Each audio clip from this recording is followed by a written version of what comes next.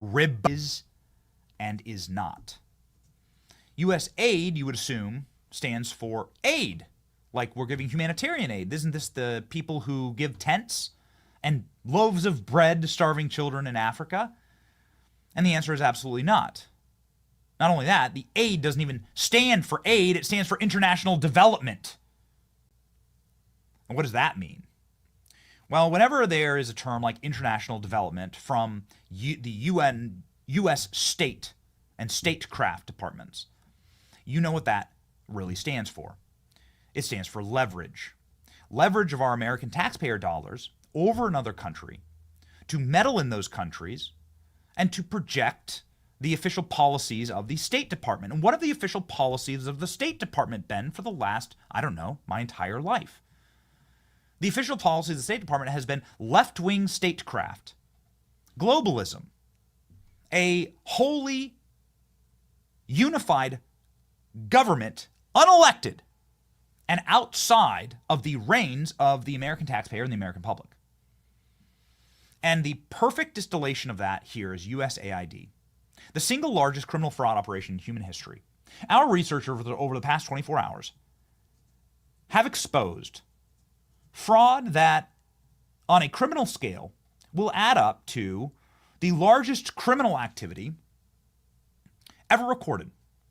This is why President Trump and Elon Musk shut down USAID. As of right now, the offices have been locked. The building has been completely shuttered. The websites are offline. Even the X account of USAID is gone.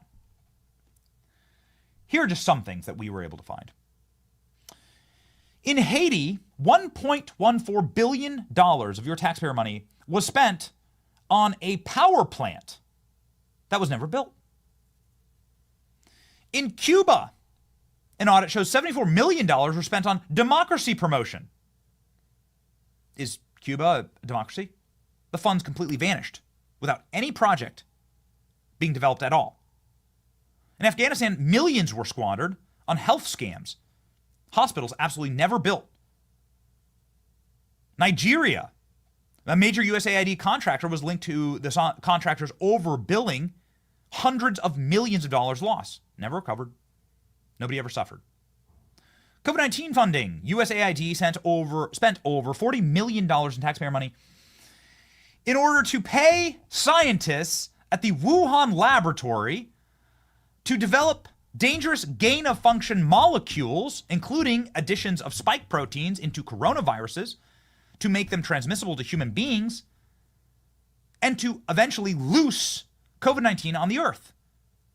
USAID has funded biolabs around the world.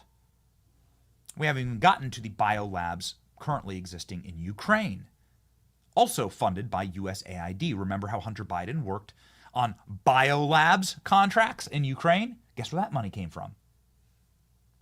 A $2.5 million deal in Serbia for DEI.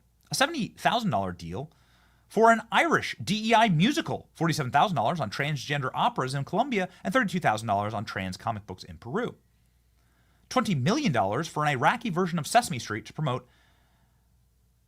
alphabet agendas. Egypt and Tunisia, $56 million for tourism. Why would we be funding another country's tourism?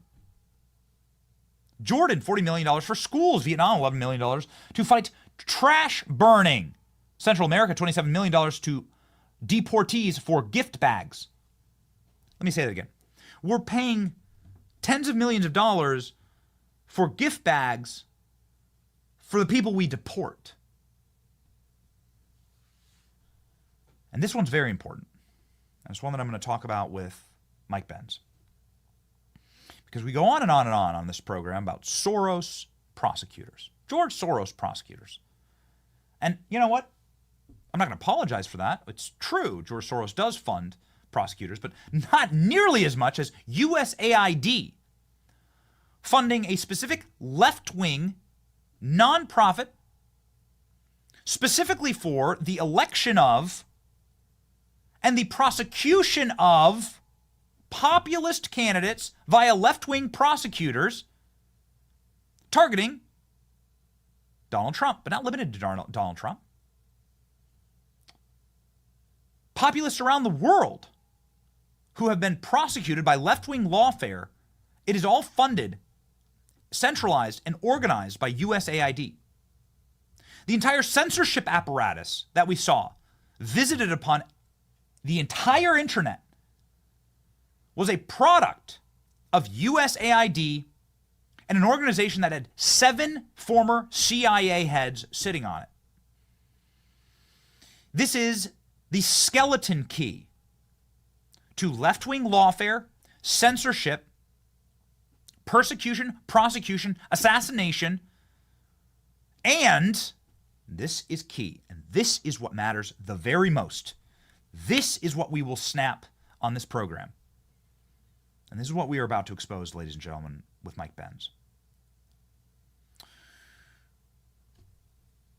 What's happening here is that the vast majority of this money is not going to, for instance, $40 million in schools for Jordan, or tourism for Tunisia, or hospitals in Nigeria. This money is staying right here in America, much like the money for Ukraine. Zelensky recently did a press conference where he said, I don't know where at least $100 billion went. America sent us, according to the reports, America sent us $180 billion. We've seen 70 of that. So there's $100 billion missing. Where'd it go? Zelensky says, live on tape. You know exactly where it went. This is how the Democrat Party funds itself. You ever wonder how these large, influential Democrat groups are able to mobilize all of these orcs in our streets, are able to seemingly pay for all of the protests and all of the lawfare, and to sue every second of the day? They're suing a Republican, they're suing somebody, they're bringing a lawsuit against Elon Musk or Alex Jones or whoever. Donald Trump, 100 million lawsuits every second of the day. Here's Zelensky, just in case you were wondering. The entire thing's in Ukrainian, so it's just worth putting up. Here you go. Zelensky, I don't know where 100 billion of the dollars that were supposed to go to Ukraine went. Well, I'll tell you where it went. Into the coffers of left-wing groups in order to suppress our movement, a populist movement here in America. Let me unlock something for you. Nobody actually supports leftists. Yes, of course, there is a gray-haired, unhappy, super overly medicated wine mom cat lady. All right? I say wine mom. She's probably childless. Her cat's her child. She's like hopped up on SSRIs, and she believes everything that the machine tells her, okay? She believes the message. Yes, those people exist. But those people are the vast minority in this country. They wouldn't be able to put together a cohesive political movement. They wouldn't be able to stand on their own. And most of the time, they're impoverished or on welfare. They live off state subsidies. They can't astroturf a political movement. These people don't have the capacity to properly fund these massive Antifa, BLM, Black Bloc, left-wing, lawfare movements. This stuff takes cash and money, resources, and institutional power. And ladies and gentlemen, that's what's been destroyed here. Go to the USAID.gov website, please. I want to show the people. USAID.gov. Gone. Here's from the White House, ladies and gentlemen, today, showing exactly how deep the waste runs. Again, virtually none of these projects were actually completed. None of them were built. None of them are real. What's actually happening here is money laundering. And that money goes into fighting Donald Trump and Republicans and electing Democrat prosecutors. By getting rid of these funds, and the way that these funds are hidden effectively is you say, we're building schools in Nigeria. Okay, maybe people are for that. I'm not for that at all. Not until every school in America is 100% safe and that every kid in America has a perfect and excellent education. Am I for funding schools in Nigeria? I'm not for that. But maybe some limp-wristed people and some weak-spined people get pushover and say, okay, yeah, maybe we should fund Nigeria. It doesn't fund schools in Nigeria.